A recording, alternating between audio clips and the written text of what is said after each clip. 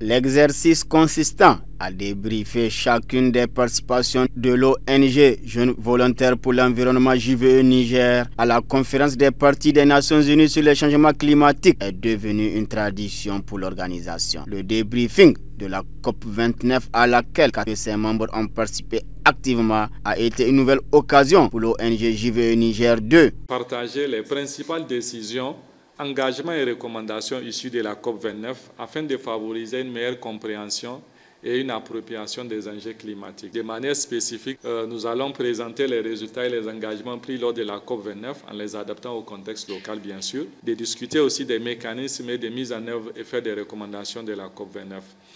Et nous visons aussi à créer un cadre d'échange entre les différents acteurs locaux afin d'identifier et de prioriser les actions climatiques à mettre en œuvre. Le président du conseil d'administration de l'ONG, qui a planté le décor de cette session de débriefing, s'est apaisanti sur le travail abattu autour du programme des transitions justes. La question de la défense, de la question de la justice climatique pour que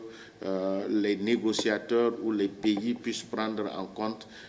donc ces aspirations, comme je le disais tantôt. C'est de faire aussi en sorte que l'abandon question d'énergie fossile